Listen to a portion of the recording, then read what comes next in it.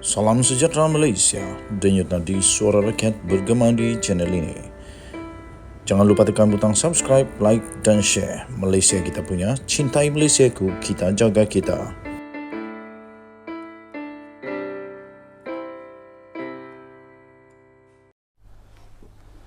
Salam sejahtera Malaysia, denyut nadi suara rakyat bergema di channel ini. Seluruh Malaysia bergegar, seluruh Malaysia bergema, seluruh Malaysia tepuk tangan. Pasti ada yang menangis, ada yang gembira, ada yang terkejut. Saya ucapkan tahniah, saya tepuk tangan dulu. Tahniah diucapkan kepada Arul dan juga Najib Razak yang telah pun dilepaskan dan dibebaskan daripada kes 1MDB. Ini pastinya satu berita yang menggembirakan untuk semua penyokong-penyokong Datuk Seri Najib Tun Razak. Ini pastinya menggembirakan untuk semua yang selalu saja mendoakan Datuk Seri Najib Tun Razak supaya beliau tidak dipenjara, tidak dapati bersalah dan dibebaskan. Datuk Seri Najib Tun Razak dan bekas Ketua Pegawai Eksekutif One Malaysia Development Berhad 1MDB Arul Kandasamy telah dilepaskan dan dibebaskan oleh Mahkamah Tinggi pada hari ini daripada pertuduhan meminda laporan audit 1MDB. Hakim Muhammad Zaini Mazlan yang kini adalah Hakim Mahkamah Rayuan membuat keputusan itu selepas mendapati pihak pendakwaan telah gagal membuktikan kes prima facie kepada kedua-dua yang tertuduh.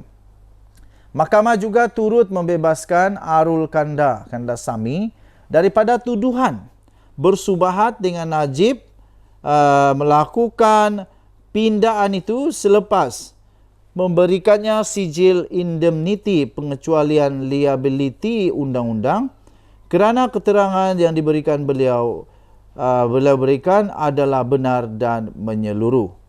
Najib Razak yang sekarang ini berusia 70 tahun telah didakwa pada 12 Disember tahun 2018 yang lalu telah menggunakan kedudukannya untuk mengarahkan pindaan dilakukan terhadap laporan pengauditan akhir 1MDB sebelum ianya dibentangkan kepada Jawatan Kuasa Kira-kira Wang Negara PAC untuk mengelakkan sebarang tindakan diambil terhadapnya. Arul Kandasamy sekarang ini 45 tahun pula didakwa telah bersubahat dengan Najib dalam membuat pindaan berkenaan bagi melindunginya daripada tindakan tata tertib sivil atau jenayah yang berkaitan dengan 1MDB.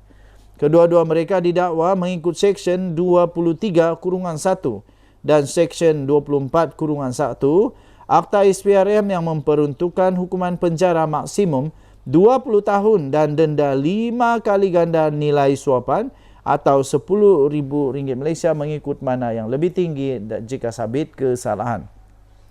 Pendakwaan telah menutup kesnya pada 7 September tahun lalu selepas memanggil sebanyak 16 saksi bagi memberi keterangan dalam perbicaraan yang berlangsung selama 43 hari bermula 18 Februari 2019.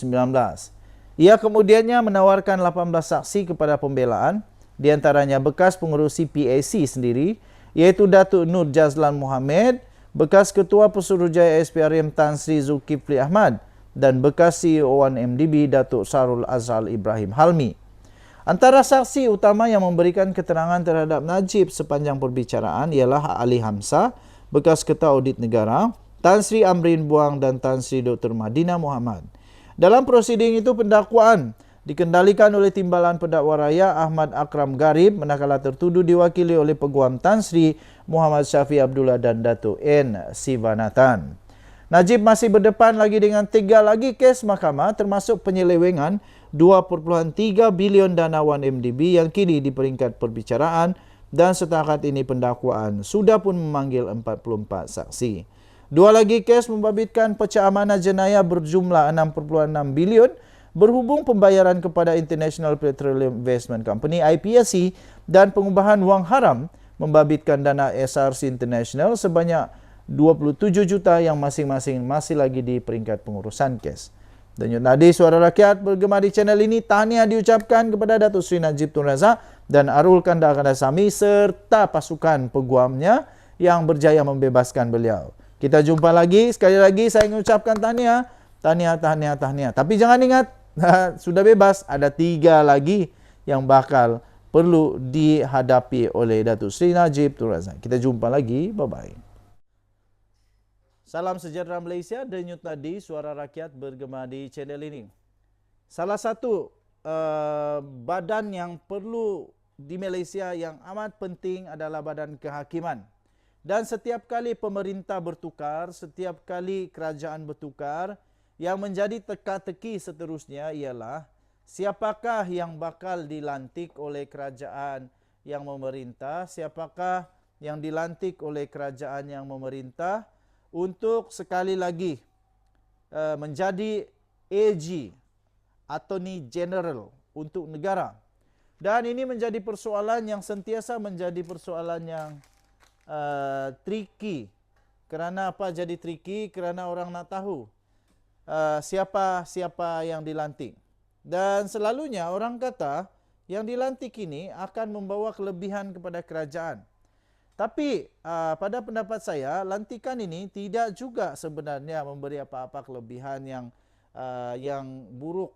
Maksudnya ialah takkan pula dilantik lepas tu ada diguna-guna salah guna kuasa oleh kerajaan semasa. Jadi saya tidak fikir itu adalah benarlah. Saya fikir pelantikan AG itu berdasarkan merit, berdasarkan kelayakan. Idrus Harun dilantik semula sebagai AG. Sebagai AG selama 6 bulan lagi. 6 bulan saja, sabar. Kalau ada orang yang nak jadi AG, sabar sat. Sebab Idrus Harun akan jadi AG untuk 6 bulan lagi, disambung kontraknya. Yang di Pertuan Agong, Al-Sultan Abdullah Riayatuddin Al-Mustafa Billah Shah memperkenankan pelantikan semula Idrus Harun sebagai Peguam Negara berkuat kuasa 6 Mac ini. Ketua Setiausaha Negara iaitu Muhammad Zuki Ali memaklumkan bahawa Idrus akan menyandang jawatan itu untuk tempoh 6 bulan lagi. Dalam satu kenyataan, Muhammad Zuki berkata, pelantikan itu adalah selaras dengan Pasal 1, Perkara 145 Perlembagaan Persekutuan, iaitu pelantikan semula itu dibuat di tengah-tengah banyak spekulasi mengenai calon siapa yang akan mengisi jawatan itu selepas kontrak Idrus berakhir pada bulan ini. Pada bulan lalu, Perdana Menteri Anwar Ibrahim memberitahu wartawan bahawa perkara itu masih dibincangkan. Idrus dilantik sebagai Peguam Negara pada 6 Mac 2020 oleh Kerajaan Perikatan Nasional.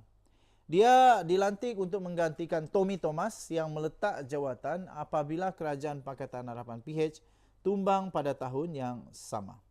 Nama lain yang sebelum ini disebut-sebut untuk menggantikan Idrus Harun ialah Ahmad Fairuz Zainul Abidin, Kamaluddin Mat Said dan juga Wan Ahmad Farid Wan Saleh.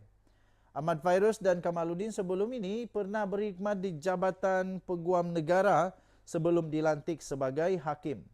Selain itu, Ahmad Fairuz juga merupakan bekas timbalan pengerusi Eksekutif Suruhanjaya Security Malaysia AC. Okey, baiklah tuan-tuan dan puan-puan, kita sudah tahu, kita doakan semoga AG yang diperkenankan oleh Seri Paduka Baginda yang di Pertuan Agong ini, iaitu Idrus Harun, dapat melaksanakan tugasnya sebaik mungkin, dapat membuat keputusan yang terbaik, dan yang pasti dia mesti berlaku adil, saksama dan jujur, ikhlas dan of course ada integriti. Kita jumpa lagi. Tahniah diucapkan kepada Idrus Harun. Bye-bye.